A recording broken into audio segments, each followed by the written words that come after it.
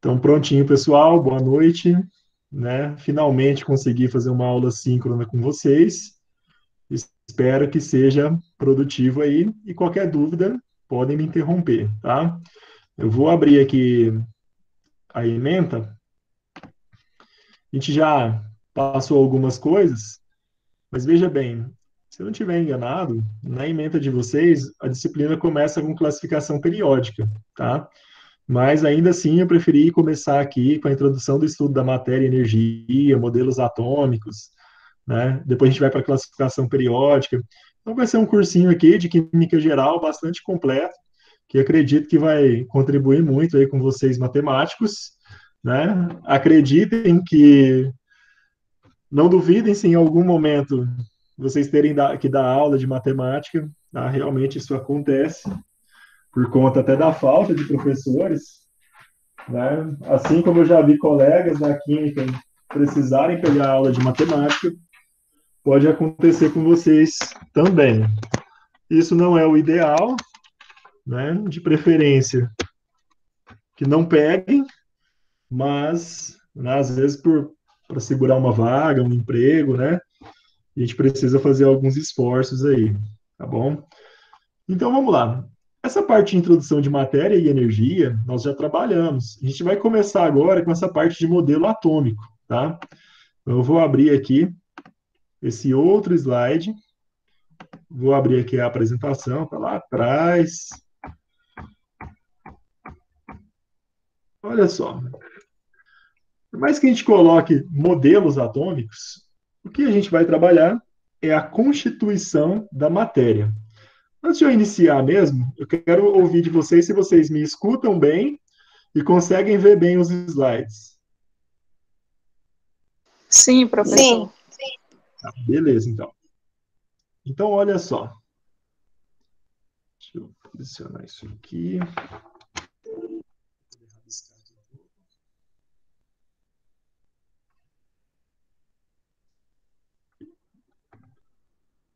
Deixa eu só ativar minha canetinha aqui. Já está ativada. Vou clicar aqui, desenhar. Aqui. Pronto, agora vai. Então, isso. Então, quando nós começamos o curso, a primeira coisa que eu fiz foi realmente definir o que era química, né? Então, nós colocamos lá que era uma ciência. Ao longo do curso de vocês, vocês já devem ter tido muitas disciplinas aí filosóficas, né, para debater sobre o que é ciência, sobre método científico, não é mesmo? Se é uma ciência, ela estuda alguma coisa. E nesse caso da química, né, ela estuda a matéria, suas transformações,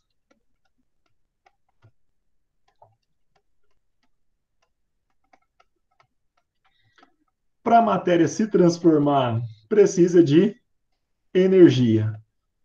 Então, energias envolvidas. Beleza? A primeira coisa que nós fizemos no nosso curso foi estudar a diferença entre matéria e energia, não foi? Pois é. Então agora, o que nós vamos fazer? Já que a gente sabe a diferença entre matéria e energia, matéria, tudo aquilo que ocupa lugar no espaço, tem massa.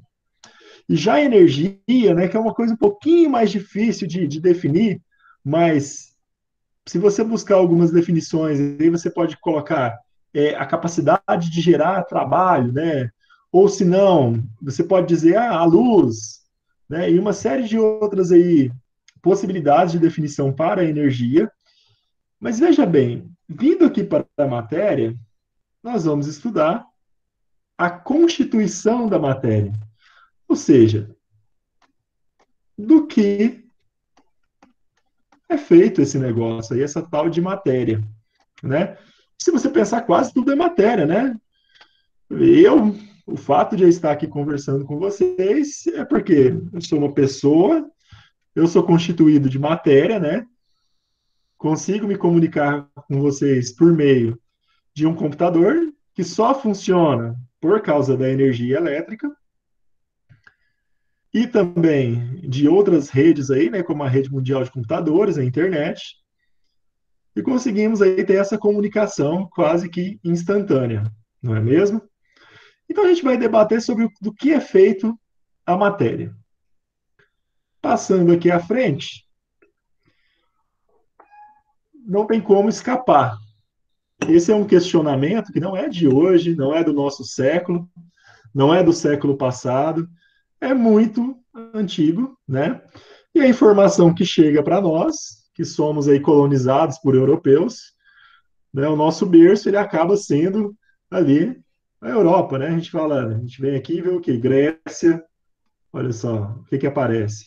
Grécia, ó, Mileto, grego, França, Espanha, África, Itália. Então, a forma como nós aprendemos hoje, as referências que nós temos, né, elas são muito dependentes, o quê? Da colonização que nós passamos. Se a nossa referência principal aqui é a Grécia, tem um motivo, né? Somos colonizados por europeus, por portugueses, né? E, consequentemente, foi uma sociedade formada a partir, o quê? Como berço de conhecimento, a Grécia. Se fôssemos colonizados por indígenas, aliás, se continuássemos a ser indígenas, né, não tivesse essa colonização, se fôssemos colonizados por chineses, consequentemente, as nossas referências seriam outras. Tá? Se fôssemos colonizados por marcianos, consequentemente, a nossa referência seria outra. Né? Então, veja bem, essa dúvida sobre do que as coisas são feitas não é de hoje. A gente está falando aqui da era pré-socrática, de séculos 7 e 5 antes de Cristo. Então, 700 a 500 anos antes de Cristo. Então, coisa aí de mais de 2.600, 2.700 anos atrás, tá bom? Então, desses caras aí, que a gente pode falar, temos aqui a Tales de Mileto. Esse cara habitava aqui próximo da Grécia, aqui mais próximo da Turquia, Turquia e Grécia. Os documentos dele datam de em torno aí, de 624 a 545 a.C., né, o que está nas escritas. E o que esse cara afirmava é que o universo era feito de água. Por que ele afirmava isso? Lembrando que isso aqui, é uma teoria, né, filosófica, tá? O que ele observou para poder sustentar essa afirmação? Ele observou que sem água tudo morria. Ela era a fonte da vida. Ele chegou a afirmar que a Terra flutuava sobre um disco de água a partir do qual tudo emergiu. Então, ironicamente, né, aos 78 anos, ele morreu por conta do calor, de sede. Já pensou? Então, essa aqui é uma das primeiras teorias filosóficas que nós temos registro, né? E que foi à frente, chega até nós a partir dos livros que estudamos. Esse aí é o Tales de Mileto. Mais para frente um pouquinho, Anaximenes, né? Esse aí já afirmava que era o ar, né? A constituição de tudo seria o ar. E que a diferença, né, entre as coisas serem sólidas, líquidas ou gasosas era justamente a distância que esse ar estava. Então, quando o ar estava muito comprimido e frio, é porque era uma substância sólida. E à medida que fosse menos comprimido, você tinha aí os líquidos e também os gases. Tá? Também é uma posição aí filosófica. Mais para frente, Heráclito. Né? Já Heráclito colocava que não, nada disso. Na verdade, o que sustenta, né, a matéria, ela é formada por algo mais dinâmico, que no caso seria o fogo. Né? A frase famosa dele é essa aqui, ó, ninguém se banha duas vezes no mesmo rio. Por que que ele diz isso? Porque uma vez que você entrou no rio, você já não é mais o mesmo, aquela água que passou por você já não é mais a mesma, nem sequer o rio é mais o mesmo, tá? Então ele acreditava aí que as coisas eram mais dinâmicas um pouco. Vamos passar para frente, isso aqui eu deixei ali disponível para vocês lerem, né? Temos aqui Empédocles, a teoria dele já chega um pouquinho mais próxima da teoria de Aristóteles, né? Onde ele coloca os quatro divindades e quatro elementos, né? Que no caso seria fogo, que seria Zeus, a terra, que seria Aidones, ou Hades, né? E Netes, que seria a água, tá? Passando aqui à frente, esse aqui vocês já devem ter estudado um pouquinho na matemática, né? Que vocês têm aí os filósofos, né? Que vocês estudam, que são mais da parte da matemática. O Demócrito, a diferença dele é que ele pensava diferente dos outros, porque ele é da escola atomística, né? Já essa teoria aqui de Demócrito, ela é mais para matemática, né? Ele já pensou o quê? Na divisão, né? Imagine você pegar alguma coisa e dividir essa coisa até que ela não possa ser mais dividida. Então, chegaria na essência, né, desse material, que seria chamado, então, de átomo, né? Onde esse A é uma negação, opa, aqui é um E, é uma negação, ou seja, não. E o tomo, né, de tomos aqui, vamos colocar átomos, seria de partes, ou seja, algo indivisível, tá? Então aqui o Demócrito, ele é de 460 a.C., aí, ó, século V a.C., é um negocinho aí meio antigo.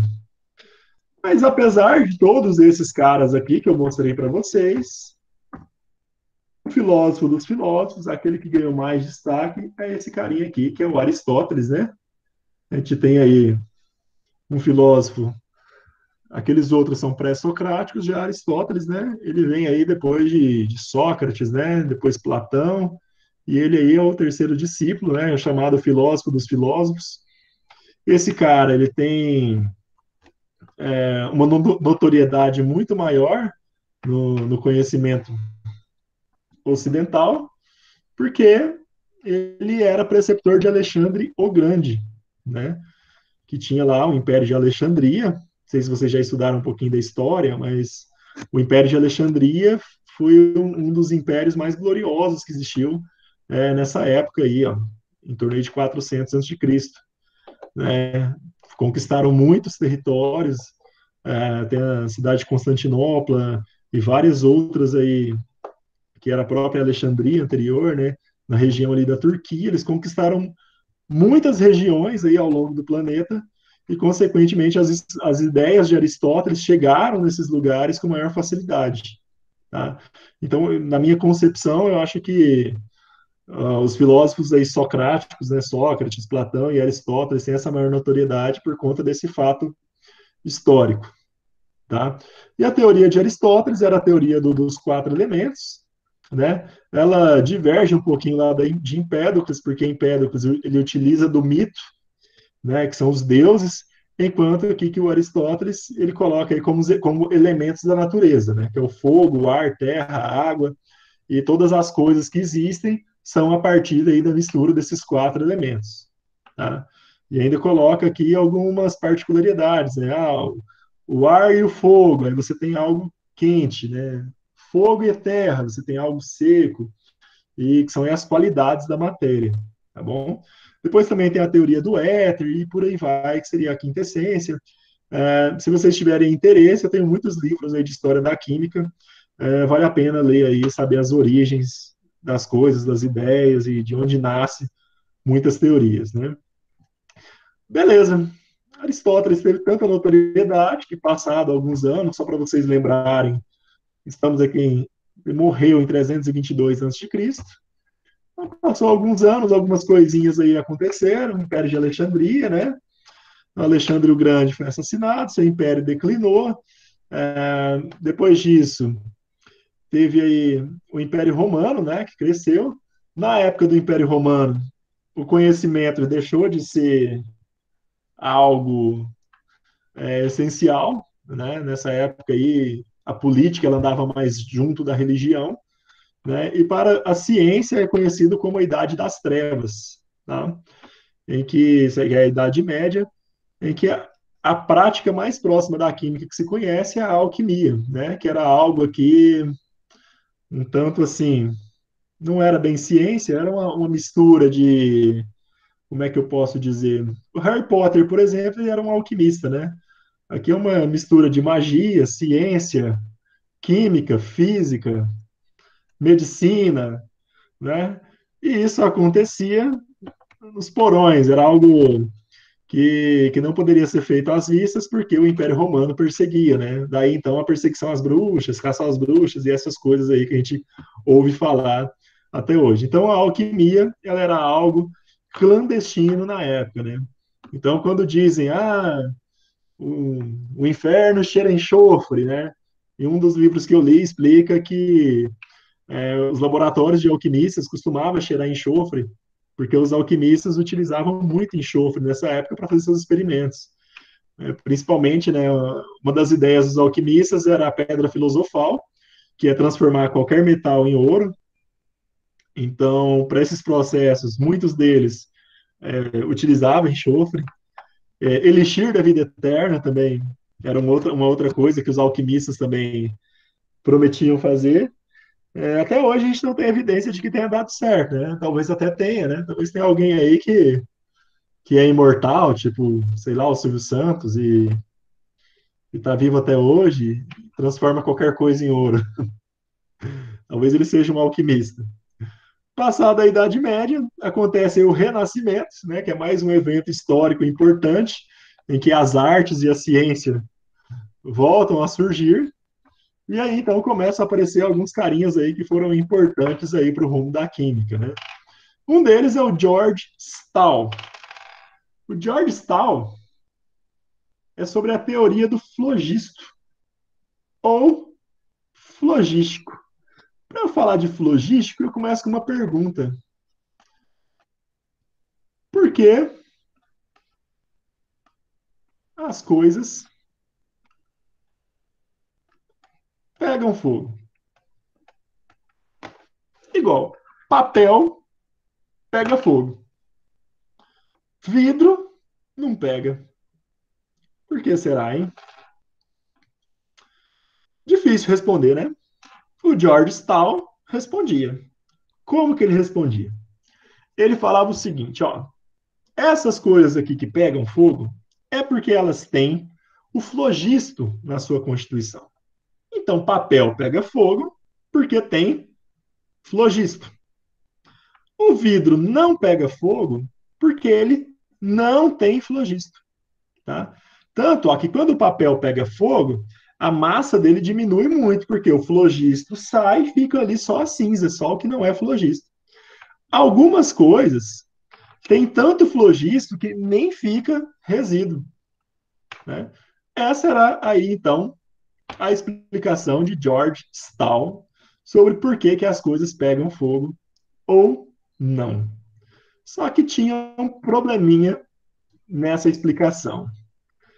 Né? Qual que é o problema do flogisto?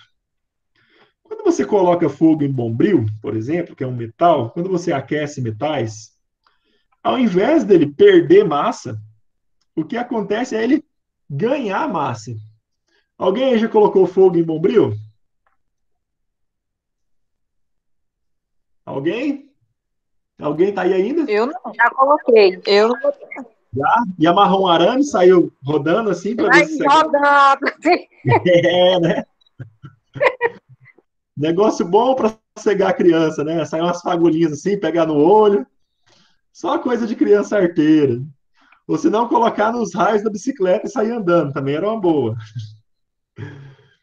Então, gente, quando você coloca fogo em bombril, o que que acontece? Ele fica mais pesado, tá? Aí é o grande problema do flogista. Por quê? A teoria é: coloca o fogo, tem flogisto, pegou fogo porque tem flogisto e o flogisto sai. Mas nos metais acontece ao contrário. Você coloca fogo e a massa aumenta. Então aí entrou em crise a teoria do flogisto, que só foi ser resolvida no século XVII, com esse carinha aqui, que chama Antoine Laurent Lavoisier. Com esse nome, obviamente, ele é francês, tá? Esse cara era um cientista fantástico na época e um político muito ruim. Morreu enforcado, vocês acreditam? Enforcado não, na verdade ele foi, acho que ele foi para a guilhotina, tá? Porque se envolveu com política na época e na Revolução Francesa lá foi caçado e morto. O Lavoisier, ele tinha algumas habilidades interessantes para a química. Alguns teóricos aí, alguns livros, falam que o Lavoisier, inclusive, é o pai da química, tá? Então, uma das coisas que ele conseguia era medir pequenas variações de massa. Gente, hoje a gente vai no mercado, se precisar medir 1 grama, o cara mede na balança lá, né? Agora imagine aí, ó, no século XVII, nem energia elétrica tinha, gente. Já pararam para pensar a dificuldade que era? E esse cara conseguia medir pequenas variações, variações muito pequenas de massa. E olha só, além disso, ele tinha uma esposa que falava vários idiomas. E ela ajudou muito ele nos estudos, porque ela conseguia traduzir muitos livros, muitos artigos, que inclusive, né, uma das coisas que alguns livros acusam ele é que ele roubava, né, as ideias de outros cientistas e publicava como se fosse dele. Igual, por exemplo, aqui, ó, um dos argumentos dele contra o flogista é que os metais aquecidos ganham massa porque eles são combinados com um componente do ar, que ele chamou de oxigênio. Só que tem alguns livros que falam que, na verdade, o cara que descobriu o oxigênio, na verdade, se chama Chile, tá? Mas vamos lá, como é que ele fez isso?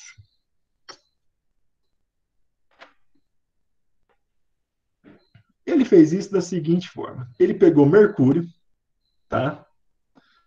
Colocou esse mercúrio para ser aquecido em um forno e verificou o seguinte: ele mediu a massa desse sistema todo aqui, ó.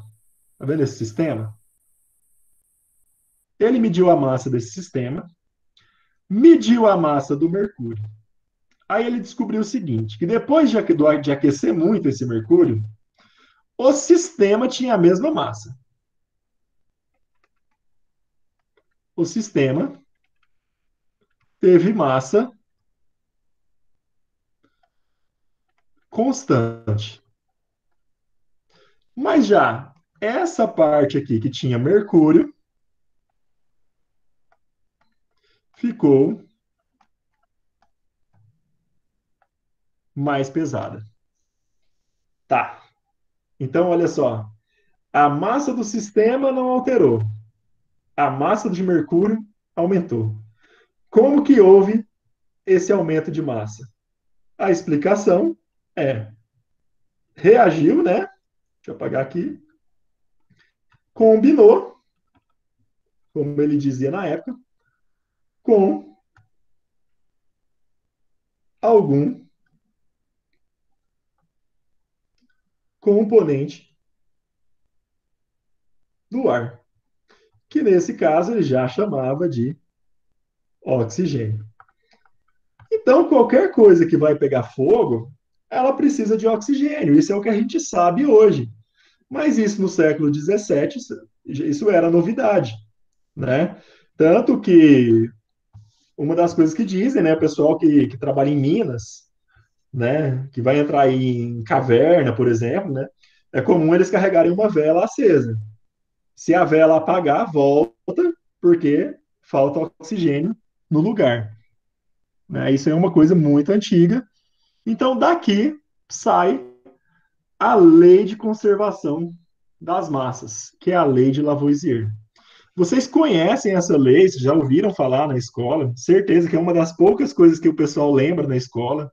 Que olha só, na natureza, nada se cria, nada se perde, tudo se transforma. Aposto que vocês já ouviram falar disso, não já? Já. Lavoisier colocava de uma forma diferente. Como que ele colocava? Como que ele explicou isso? O mercúrio reagiu com o oxigênio, então eu tinha massa de mercúrio e massa de oxigênio no sistema. O que aconteceu foi que esses dois se combinaram e formou aqui o óxido de mercúrio, né? Então juntou a massa desse e a massa desse. Ou seja, essa massa daqui é igual a essa massa de cá. Na lei de Lavoisier, a lei de conservação das massas diz: em uma reação química, em uma reação química, isso aqui, lei de conservação da massa. Isso é o que diz. Em uma reação química feita em recipiente fechado, a soma da massa dos reagentes, o que são os reagentes? É o que reage, é o que está antes, ó. Aqui são os reagentes, o antes. A massa dos reagentes é igual à soma das massas dos produtos. Então, ó, de reagente, eu tinha 24 gramas, aqui um exemplo, ó, 24 gramas de magnésio, 16 gramas de oxigênio. Então, aqui, ó, 24 mais 16, eu tenho 40 gramas de reagente. Depois que reagiu, formou um novo composto. Esse novo composto é o quem? O óxido de magnésio, que tem também 40 gramas, ou seja, massa do reagente é igual à massa dos produtos. Então, essa é uma das primeiras leis da química, tá? Então, em uma reação química, se o sistema for fechado, né, para você não perder massa, se o sistema for fechado, nada vai desaparecer e nada vai brotar lá do nada. Então, o que tiver lá só vai se recombinar para formar outra coisa. Tá, professor, por que você está ensinando isso agora? Se o que a gente está interessado em saber nesse assunto é sobre átomos, não é? Porque é justamente essa lei de Lavoisier, e mais umas duas aí mais para frente, é que explica, né, a teoria atômica que eu vou ensinar para vocês, que é a teoria de Dalton, tá bom? Então aqui, ó, quando diz que nada, né, nada some, nada aparece, é porque as coisas estão, as essências da matéria aqui, ó, as partículas estão se combinando e formando uma nova substância, tá? Seguindo à frente, temos aqui um exercício. Esse aqui primeiro, olha só, eu tenho, aqui eu coloquei os símbolos já, adiantei um pouquinho, mas aqui, ó, é carbono, tá? Reage com oxigênio e forma CO2, gás carbônico. Olha, a primeira experiência, 12 gramas reagiu com 32 gramas. Então, ó, na primeira experiência, na primeira aqui, ó, primeira experiência, na primeira, reagente vai ter o quê? 12 e 32. Então, 12 mais 32. 12 mais 32 dá 44 gramas, né? Então, se eu tenho aqui 44 gramas de reagente, de produto eu também vou ter 44 gramas. Então, X será 44 gramas. Certo? Beleza? Vamos ver, vocês que são matemáticos. Alguém acha o Y para mim? Será que alguém sabe o Y?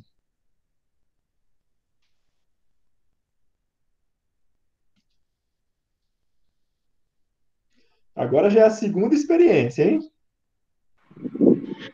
96? 96? Será? Então vamos ver. A massa de produto, né, é igual a 132, né? E o reagente é 36 mais o Y. Então, o 36 mais o Y tem que ser igual a 132, né? Se o reagente é igual a produto,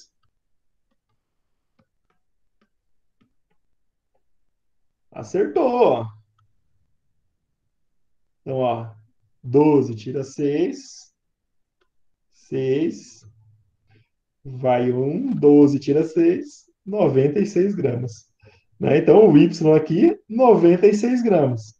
Então, pela lei de Lavoisier, massa dos reagentes aqui, na segunda experiência, 132 gramas, produto, 132 gramas. Então, a massa do reagente, dos reagentes, né? A soma aqui das massas dos reagentes precisa ser igual aqui à soma das massas dos produtos, tá? Aqui tem um outro. Eu não consigo apagar, tá? Mas é bem parecido. Depois a gente faz outros aqui. Escrevi em cima. Segunda lei, que é a lei de Prost. Lei das proporções fixas. O que é que esse cara aqui aprontou? Esse cara aqui ele fez eletrólise, ele juntou várias amostras de água, purificou essas amostras, tá? E ele conseguiu fazer o seguinte, só ver aqui uma coisa. Ah, aqui tem, ó. Ele verificou o seguinte: nessas várias amostras de água, ele verificou que sempre, em qualquer água, ele pegava lá a água, né? Ele fazia eletrólise, que é um processo em que a gente quebra a molécula de água, em que formava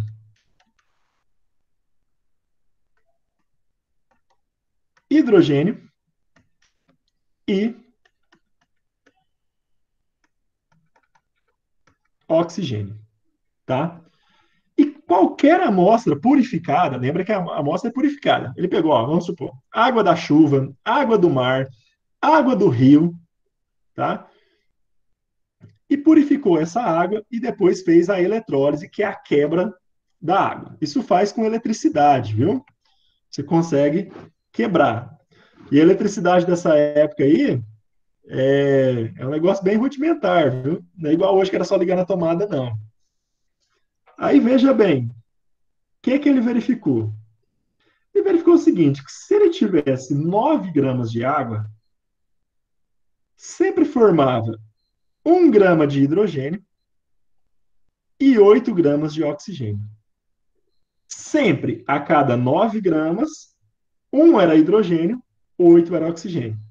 Ou seja, se ele pegasse 18 gramas, formava 2 gramas de oxigênio e 16 gramas de oxigênio. Então, sempre mantinha o quê? A proporção. A proporção era sempre fixa, tá? Então, se aqui fosse colocar aqui 72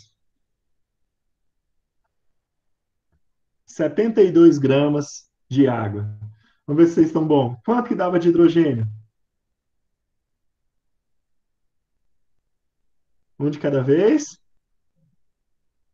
Isso, ouvi alguém falar aí, porque tá tímido. Dava 8 gramas de hidrogênio. E aqui, quanto? 64 gramas de oxigênio. Ou seja, sempre mantinha a proporção. Ó, daqui para cá, multiplicou por 2. Ó, multiplicou por 2. Não multiplicou? E aqui também. Se eu fizer daqui para cá, Professor, ué, e no caso aí, o hidrogênio seria somando com o oxigênio, né? Porque eu não me entendi bem aqui um pouquinho no início. isso, ó. A lei anterior, que é a lei de Lavoisier, ó, aqui antes da setinha são os reagentes, né? É o antes. Então é o que eu tinha antes, né? E aqui é o depois, que é o que formou, que são os produtos. Pela lei anterior de Lavoisier, a massa dos reagentes, ou seja, o que eu tenho aqui no antes, igual, primeiro, 9. Se eu tenho aqui 9, nos produtos também tem que ter 9. Então, ó, 1 mais 8. Então tem 9 também. Tá bom? Aqui embaixo é a mesma Ah, coisa, ó. Vamos colocar que esse aqui é o primeiro experimento, segundo experimento, terceiro experimento. No segundo experimento, ele pegou 18 gramas. Aí quanto que formou? 2 de hidrogênio, 16 de oxigênio. 2 mais 16, 18. Tá? Já aqui foi vezes 8. Então daqui, ó, vezes 8. Então a proporção é sempre a mesma, tá? Então essa aí é a lei de Prost, lei das proporções fixas, tá? Aqui mais para frente tem algumas coisas. Ó. Aqui, ó, esse aqui está ao contrário, só está invertido. Você vai verificar, ó, que sempre vai na mesma proporção. E ele também respeita a lei de Lavoisier. Aqui, ó, nada some, nada aparece. Ó. Reagente, hidrogênio e oxigênio. Aqui tem 10 e aqui tem 80. Então aqui dá 90. Formou quanto de produto? 90, tá? E aqui, ó, se você analisar, ó, aqui, ó, 1, 2 e 10. Aqui, ó, multiplicou por 2. Então aqui também vai ser por 2 e aqui também, certo? E aqui, ó, daqui para cá, multiplicou por 5, não foi? É 5 vezes mais. Aqui também é 5 vezes mais. E aqui também, ó, é 5 vezes mais. Então é a mesma coisa de você fazer um bolo. Você lá está fazendo um bolo, ó, esse bolo é para duas pessoas. Aí se te falar, ixi, Maria, vai vir 10 pessoas. Quantos bolos você vai fazer? 5 vezes mais, não é? Então você vai comprar 5 vezes mais ingredientes e vai colocar 5 vezes a receita. Aqui é o mesmo princípio, tá? Então a lei das proporções fixas é isso que ela delimita. Então, o que ela coloca? Em uma reação química, ela sempre segue a mesma proporção.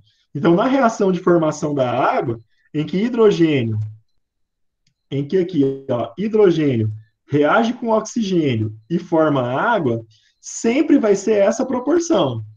1 grama de hidrogênio reage com 8 gramas de oxigênio e forma 9 gramas de água. Professor, se for outra reação diferente, vai ser essa proporção? Não. Cada reação tem a sua proporção, tá bom? Então, no caso da água, ó, é 1 de hidrogênio com 8 de oxigênio. Se a gente vê uma outra aqui, deixa eu ver, aqui deve ter. Aqui, ó, essa aqui, ó. Carbono e oxigênio. Vamos ver? Então, a primeira experiência aqui, ó. 12 gramas de carbono reage com X de oxigênio e forma 44. Essa primeira, ó, a gente faz pela lei de Lavoisier, né? Porque, ó, só falta um aqui, ó. Então eu sei que aqui tem que ser 44, não tem? Vocês gostam muito de equação? Vou fazer para vocês, ó, 12 mais x igual a 44. X igual, aqui tá mais, passa para cá, menos. X igual a 32. Então esse x aqui é igual a 32 gramas. Beleza? Agora eu quero ver. Alguém acha para mim o y e outro acha o z. Lembrando que aqui ó, não tem excesso, tá? Ó, o excesso aqui ó, é zero, não sobrou nada. Alguém consegue achar o y? Eu já fiz de cabeça.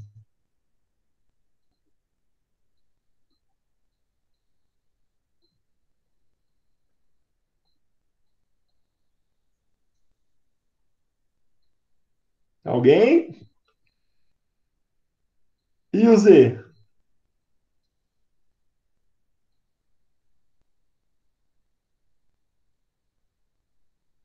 Formando gás carbônico. O segundo experimento, que eu não sei quanto de carbono reagiu, mas eu sei que reagiram 8 gramas de oxigênio. E vai formar quanto? Ó, a proporção dessa reação é 12, reage com 32 e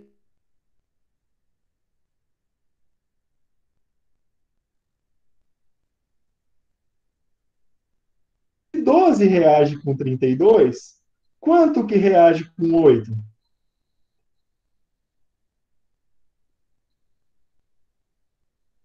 Tem alguém aí ainda?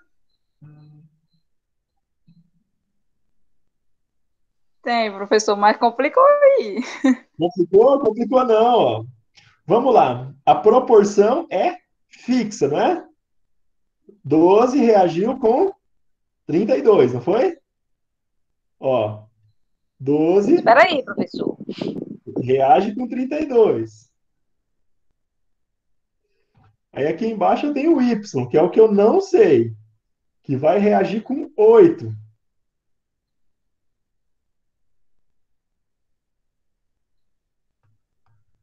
Então, ó, multiplica cruzado,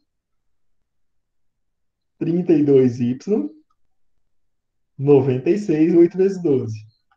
Y é igual 96 por 32. E aí? 3. Três. Precisava nem sofrer, quer ver? Aqui não é 32? Qual que é? 32 é múltiplo de 8, não é? Então aqui, ó, divide por 4, não divide? 32 dividido por 4, 8. O 12 também, como a proporção é fixa, aqui também é dividido por 4 e aqui também é dividido por 4. Resultado aqui vai dar 11. E olha, 3 mais 8, 11.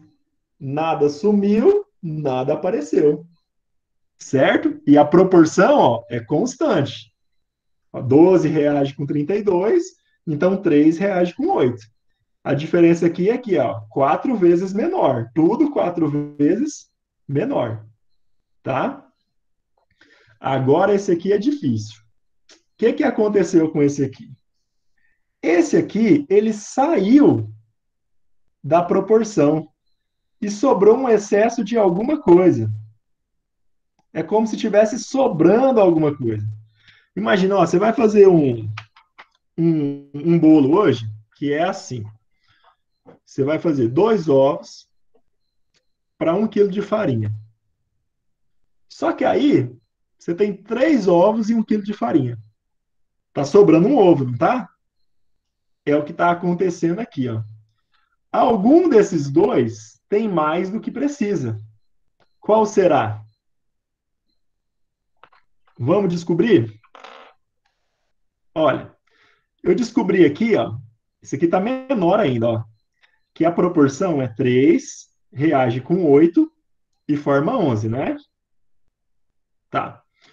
Se 3 reage com 8, 25 reage com quanto? Aí eu posso facilitar. Eu posso vir aqui e ver isso aqui, ó. 8 para 64. Está multiplicando por quanto?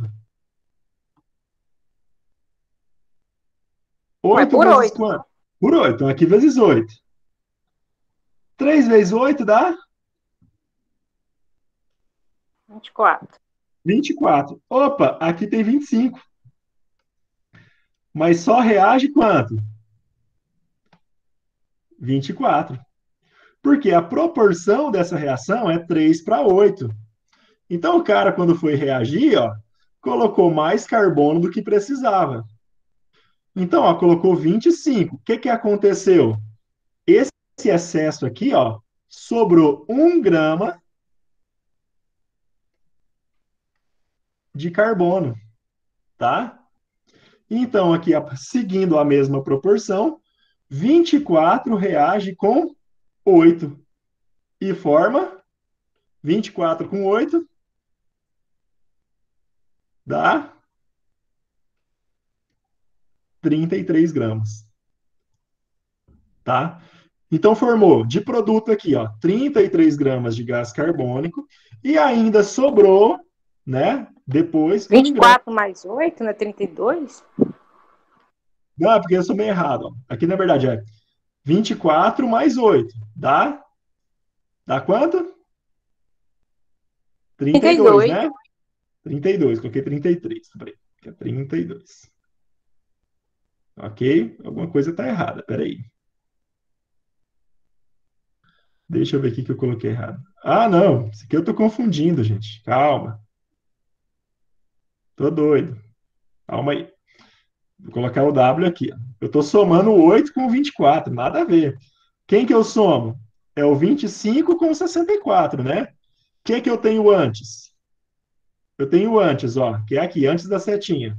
25 de carbono com 64 de oxigênio. Somando esses dois, 64. Só que aqui, ó, vai reagir quanto? 24, né? Então aqui, ó, mais 24. Somei, dá 8. 6 com 2, 8. Então esse W é 88 gramas. Porém, ó, ali era 25 reagindo com 64. 5 com 4, 9, 89 gramas. Ou seja, formou 88 gramas de gás carbônico e sobrou 1 grama de carbono. Beleza? Difícil esse? Ou não? Eu achei Meio que tá complicadinho, tranquilo. professor. Não, não é nada. Deixa eu ver se eu acho aqui um slide em branco para eu. Vamos colocar aqui. Vou fazer um outro aqui diferente, ó. Deixa eu ver aqui. Ferro mais oxigênio. Aí que vai formar, vou chamar de ferrugem.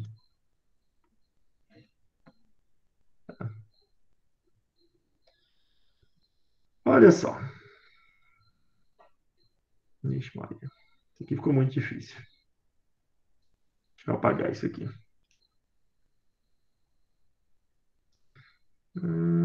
Opções de ponteiro. Borracha. Deixa eu apagar.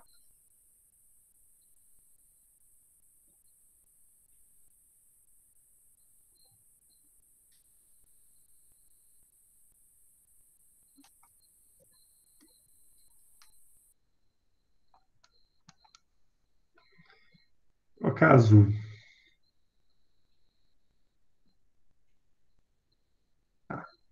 Vamos fazer um aqui, diferente. Vou falar que um tal de... Vocês gostam de letrinhas? A reage com B e forma C. Certo?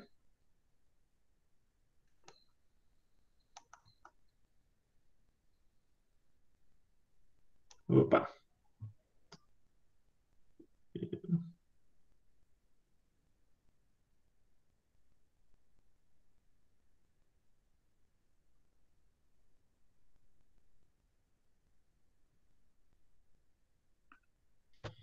Vamos voltar aqui. Vamos falar o seguinte, que a proporção disso aqui vai ser 1 grama reage com 3 gramas. Se um reage com 3, forma quanto? Quanto que vai ter de 4. produto? 4. 4 gramas, né? Tá. Se aqui eu tiver 12 gramas, imagine o segundo experimento. Esse aqui é o primeiro, né? Aí eu tenho aqui o segundo. Vou chamar aqui de X e aqui de Y. Então, ó, pela lei de Prost, é a lei das proporções fixas, né? Tá. Quanto que dá o x e quanto que dá o y para eu conseguir aqui ter 12? Para eu conseguir produzir 12 de C.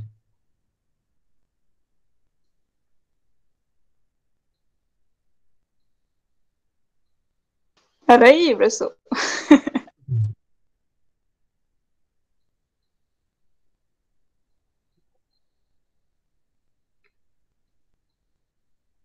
Eu acho que o Y é 9. O y é 9 e o x Peraí.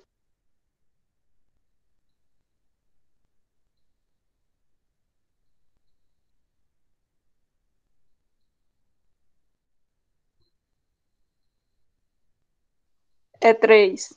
e o x é 3. E o x é 3. Olha, a proporção é fixa, não é? O que aconteceu aqui? Ó? Simplesmente, ó, ficou o quê? 3 vezes mais. Então aqui também será 3 vezes mais. E aqui também 3 vezes mais. Então não tem segredo. Se eu vim aqui e colocar que o B é 81, vocês conseguem com certeza achar o Z e conseguem achar o W também. Não conseguem? Consegue, sim. Consegue, a proporção é fixa, então é só seguir a proporção. Sim.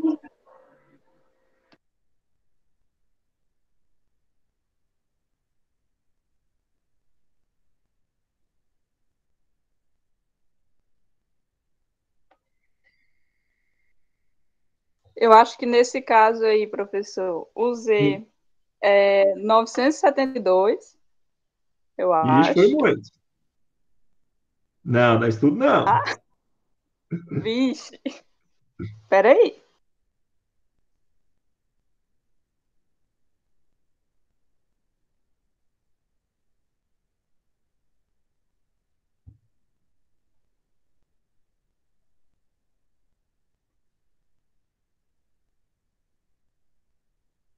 Não, é 108, professor. Certeza? Deixa eu Eu acho que pensar. agora é. Deixa eu pensar. Acho que você acertou, hein? Vamos ver? Ó, aqui era 9, né? E aqui é 81. Daqui para cá, aumenta quantas vezes?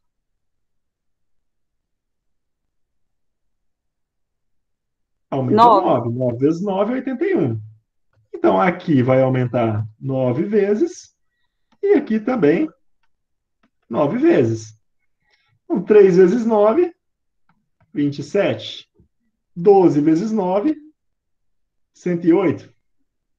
E se você somar 27 com 81, também dá 108. Então, a gente tem as duas leis, né, das reações químicas, que é a lei de conservação da massa, que a massa ela é sempre constante, né? O antes e o depois é constante. E também tem a lei de conservação e a lei aqui das proporções fixas. Você pode imaginar assim, ó. Imagine que você vai fazer um bolo, né? E a reação para o bolo ficar pronto é quando você coloca, né, no forno. Só que esse bolo, ele vai ser assado tampado, muito bem tampado, não entra e não sai nada. Então, a massa de ingredientes que você colocar antes vai ser igual à massa do bolo, tá? Porque não vai perder e nem ganhar nada, tá? E outra, se você quiser fazer o mesmo bolo, só que ele maior ou menor, basta você ajustar o quê? As quantidades. A proporção é sempre fixa, não é assim? Então, são essas duas leis aqui, ó, que ilustram, né, as primeiras leis aí da química em relação às reações químicas, tá bom? Viu que nem é tão difícil assim, hein? Deixa eu ver essa aqui. Essa aqui eu vou passar agora, tá? Eu vou direto para essa lei de Dalton. Depois, um pouquinho mais à frente, a gente fala sobre essa aqui. Esse nome Dalton faz lembrar o quê?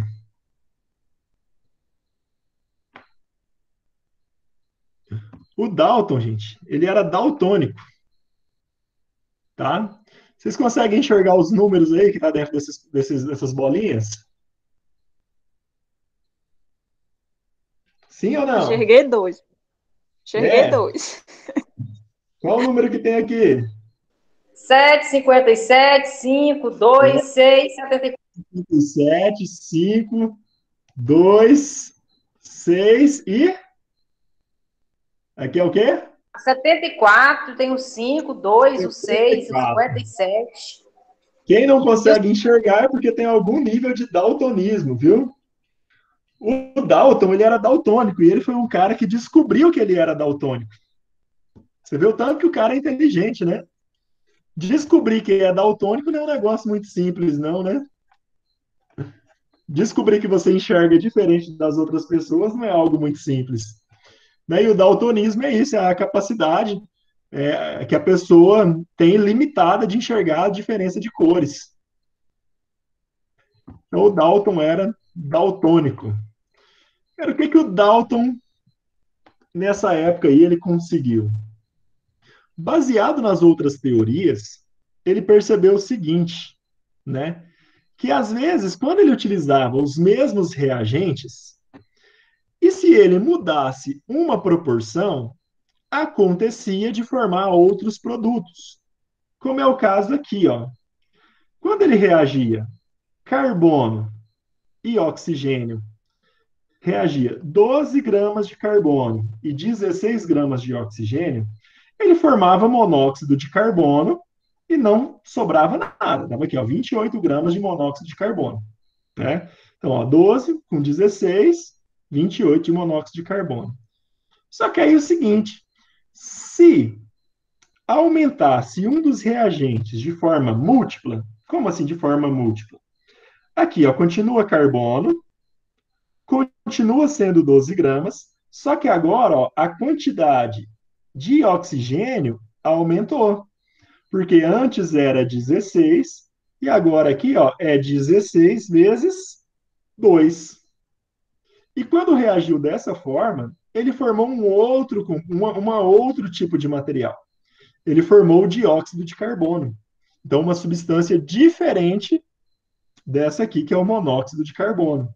Então, aqui, ó, 12 reagiu com 16, formou 28 de monóxido de carbono. De cá, 12 reagiu com 32, formou 44 de dióxido de carbono. O que o Dalton percebeu com isso? Que algumas reações, né, poderiam ter produtos diferentes se algum dos reagentes tivesse a quantidade alterada de forma múltipla, que foi o caso aqui, ó. Ele alterou o oxigênio de forma múltipla. Como? Ele manteve o carbono, a quantidade de carbono, né? E o oxigênio, ele dobrou a quantidade. Viu? Formou dióxido de carbono. Essa reação não é muito legal, não. Tem uma mais legal. Por exemplo, essa aqui, ó. Hidrogênio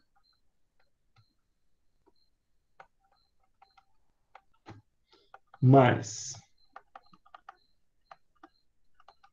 oxigênio forma água. Tá? Vou botar de cá. Né? Hidrogênio mais oxigênio forma água. Mas não é qualquer água. É água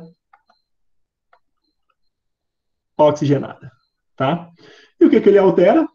Nesse lado de cá, ele percebe o seguinte, que 1 grama de hidrogênio reage com 8 gramas de oxigênio, forma 9 gramas de água. Tá? E ele percebeu o seguinte, que se ele tiver, ao invés de 8 gramas de oxigênio, ele colocar 1 grama de hidrogênio e 16 gramas de oxigênio, Ao invés de ter água, ele vai ter água oxigenada. Ele vai ter 17 gramas de água oxigenada. A água oxigenada aí para descolorir o cabelo e ficar loura, lourinha. Tá? Então, isso foi algumas das coisas que ele descobriu. Tá, beleza. Qual que era o assunto que a gente ia estudar mesmo? Hoje?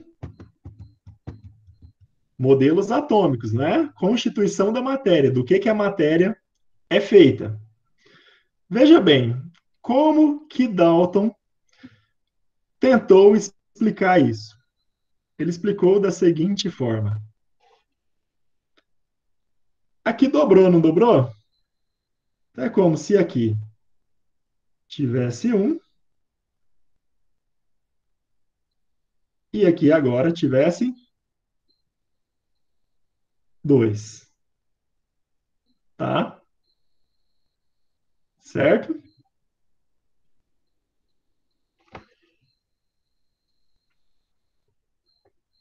Aqui. A gente sabe que a fórmula da água é H2O, né? Não precisa esconder isso de vocês, vocês já sabem. É H2O. Então aqui teria, deixa eu mudar a cor agora. Tá.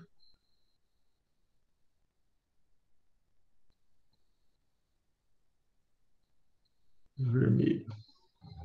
Então, como a água é H2O, aqui seria um 2, né? Consequentemente, aqui forma o quê? Água. Então, um oxigênio. Opa!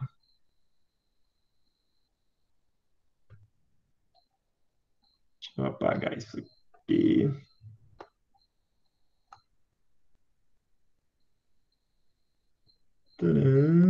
Tava de roxo. Então, aqui, ó, para formar a água, eu vou ter um oxigênio, né? Já aqui são 2, né? Porque dobrou, então eu vou ter 2 oxigênios ligados.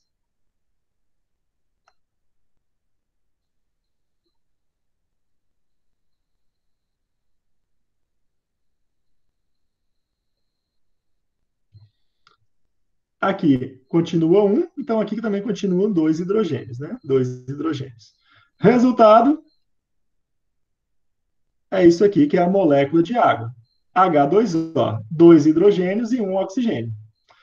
Quando ele dobra a quantidade de oxigênio, olha só, aqui continua 2, aqui muda para 2, né?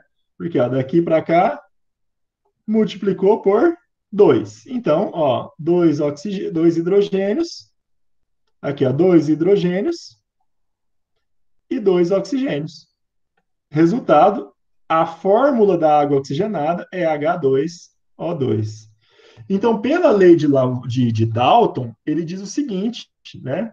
Que dá para formar diferentes substâncias se alterar, né, a proporção de algum dos reagentes. Certo? E o que ele conseguiu a partir disso? Vou passar aqui. O que ele conseguiu?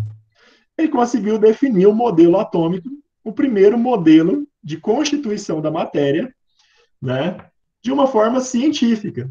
Porque envolveu experimentos, então são vários experimentos aí que eu mostrei para vocês para isso acontecer, né, que seria, no caso, a prova, né, de que funciona.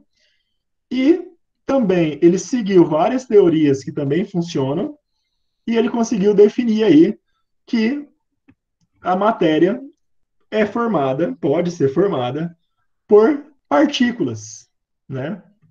E que essas partículas são explicadas a partir das leis ponderais, que no caso é a lei de Lavoisier, a lei de Prost e também ali a lei de Dalton. Aqui no caso da água, por exemplo, olha só que interessante. Aqui, ó, eu tenho hidrogênio e oxigênio, 4 gramas reage com 32. Então, ó, eu tenho 4 hidrogênios reagindo aqui com 2 oxigênios. Resultado, formou aqui a água. Aí, se quisesse diminuir, se aqui ao invés de 4 gramas fossem 2 gramas, o que seria acontecido? Aqui ao invés de ter 4 desse aqui, teria apenas 2. Aqui, se fosse a metade, ó, fosse 16, teria apenas 1. E aqui seria 18. Ao invés de ter 2 desse, teria apenas 1. Então, olha, respeita a lei de Lavoisier, porque nada sumiu, ó. Aqui tem 2, aqui tem 2, aqui tem 2. Aqui tem 4, né? Aqui tem 4. Respeita a lei de Lavoisier, respeita a lei de Prost, ó, a questão das proporções. Aqui são 2 gramas, ou seja, porque só tem desses dois átomos. Aqui é 16, é porque só tem um. Aqui é 36, né? Porque é a soma desses. 2 desse com um desse. Ó, eu não quero dizer para vocês que 2 gramas são apenas 2, tá? É uma questão de proporção, tá? Então, para 2, aqui tem 2. Para 16, equivale a um desse, tá bom? E por aí vai. Aqui, ó, mudando a proporção de novo, para 4 vezes. Você vê que aumentou, ó. Ali dobrou, aqui dobra de novo, tá?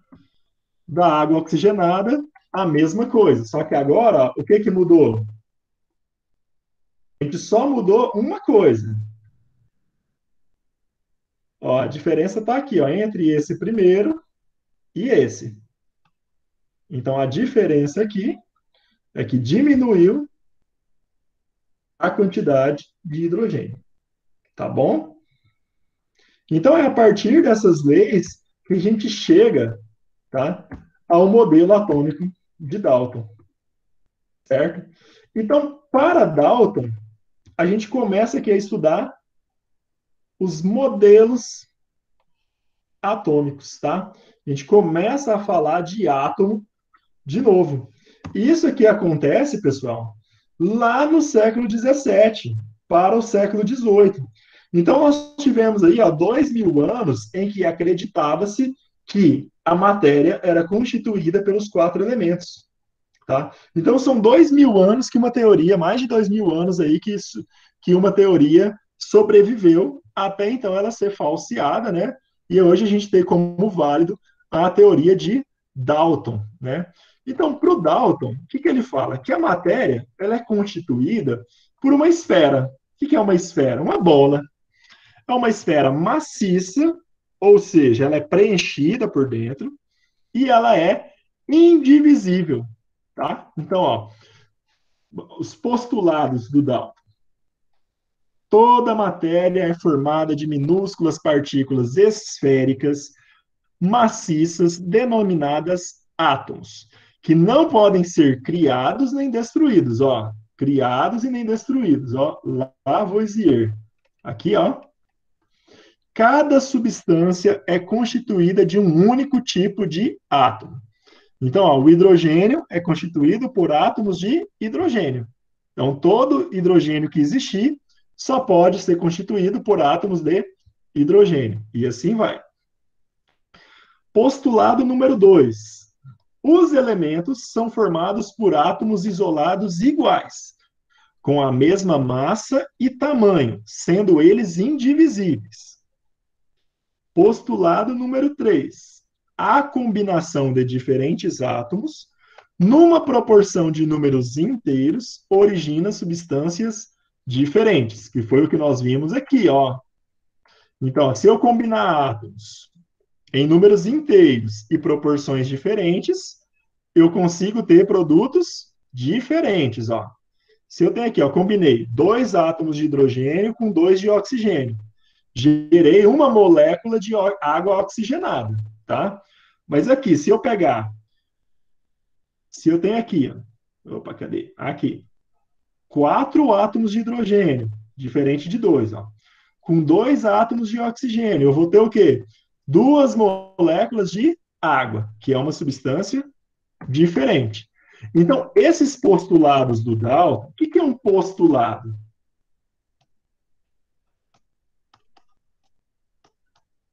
Não é provado, tá?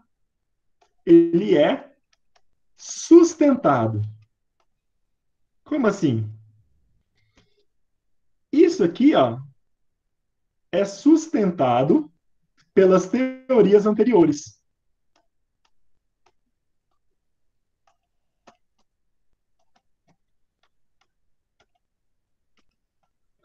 Então, as teorias anteriores dão lógica para esse postulado. O nome postulado é porque é algo posto, tá? Então, isso aqui é o que diz sobre os átomos de Dalton.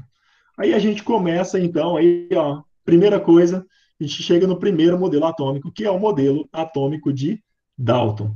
Uma coisa que ele falou interessante aqui é sobre os elementos, né? Então, a gente chega numa outra definição, que é a definição de elemento químico.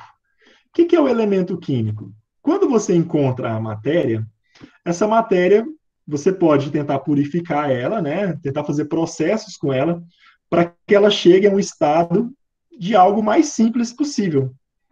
E o elemento químico é quando a gente consegue isso. Por exemplo, a água. Hoje nós sabemos que a água é formada por oxigênio, aqui o O, né? E hidrogênio. Se eu fizer eletrólise, eu consigo separar. Já isso aqui, ó, não separa mais,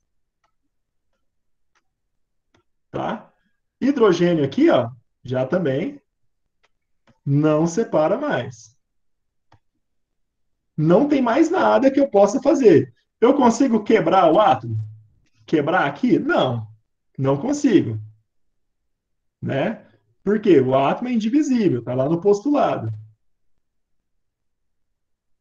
Se ele é indivisível, então eu não vou conseguir quebrar ele, tá?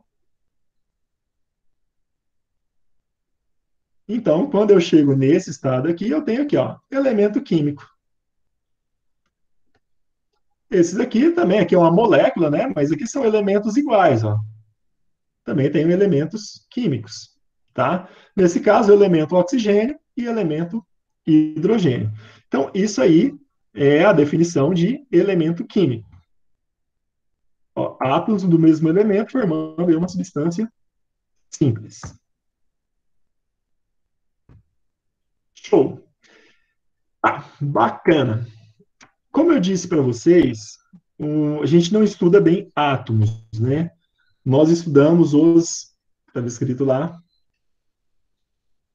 modelos atômicos, tá? O que quer dizer modelo? Vocês estudam modelos matemáticos? O modelo é uma forma de explicar, né?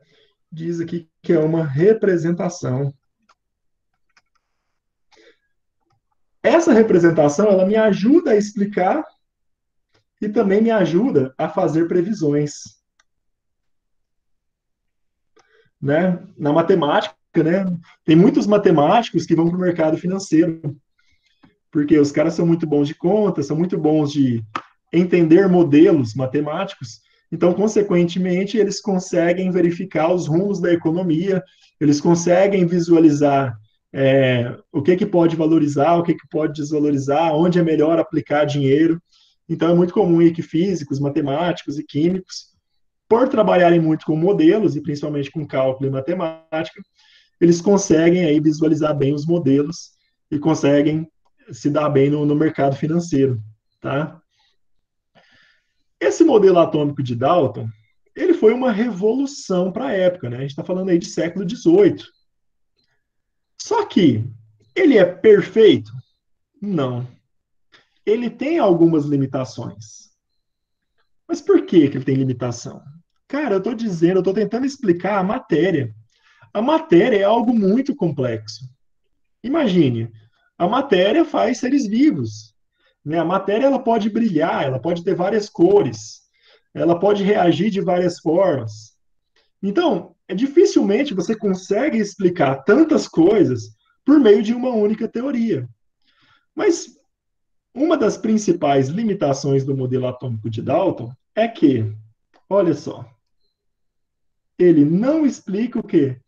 A natureza elétrica da matéria. Então, a principal limitação do modelo de Dalton é ele não explica o que? A eletricidade. tá? E nessa época já estudava-se muito a eletricidade, tá? Já se sabia muito sobre a eletricidade. Só que esse modelo atômico não consegue explicar a eletricidade. Ah, professor, então se ele não explica a eletricidade, ele é limitado, não serve para nada, né? Serve. Esse modelo a gente consegue explicar as leis ponderais, consegue explicar os gases ideais e várias outras coisas da química, sem eu precisar apelar para modelos mais complexos e mais complicados, aí, modelos mais modernos, né, mais atuais, para eu explicar esses conteúdos e compreender algumas coisas, tá bom? Então, o que eu tenho a lembrar do modelo atômico de Dalton ó, é esfera indivisível, aqui, a esfera maciça, indivisível e indestrutível, conhecida também como bola de bilhar. Limitação dela: não explica a natureza elétrica da matéria, não explica a eletricidade. Tá. E ela surge a partir do quê? A partir das leis ponderais. Então, enquanto a gente acha que o Dalton, só porque ele falou que o átomo é feito dessas bolinhas aqui, pronto. Não. Foi um estudo muito longo que partiu de estudos de vários outros cientistas e é explicado pelas leis ponderais que nós estudamos hoje. Tá bom? Então, só para explicar essa bolinha, nós levamos todo esse tempo e todos esses slides para chegar ao quê? Olha a quantidade de coisas que nós vimos, né? Saindo aqui, ó, de em torno do século 7, 700 a.C., para chegar até o século 18. E, no fim, dizer para você simplesmente que a matéria ela é formada por essas bolinhas, por essas esferas maciças, indivisíveis, indestrutíveis, né? E pior, por meio ainda de postulados, né? Que são coisas simplesmente ditas que são sustentadas por teorias anteriores, que é o que dá lógica a isso aí. Que absurdo, né? O tempo todo, tanta coisa, só para chegar nessa bolinha. Nessa brincadeira aí, nós andamos aí em torno aí de 2.500 anos, só hoje.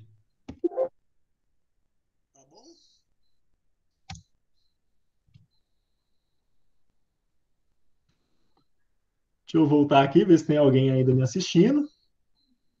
Vou interromper a apresentação. E aí? Vocês entenderam alguma coisa?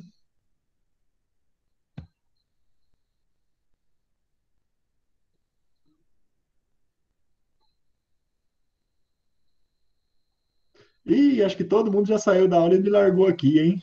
Ainda não. Tá. Não, Entenderam alguma coisa? sim, professor. Ó, Tranquilo. essa aula, ela foi gravada, Deu tá? para entender um pouquinho. Eu vou postar ela lá. Vou colocar alguns materiais também e alguns exercícios bem tranquilos para vocês fazerem, tá bom? Aí qualquer dúvida que vocês tiverem, assim como quem estiver assistindo depois, pode me procurar, pode tirar dúvida, tá bom? Tá bom. Então, de gravação, de aula síncrona, a gente já encerra aqui. Muito bom passar essa noite com vocês. Espero ter ajudado de alguma forma e precisando de alguma coisa, estou à disposição, tá bom? Ok, professor, obrigada. Obrigado. Obrigado, professor, ajudou muito. Opa, tchau, tchau.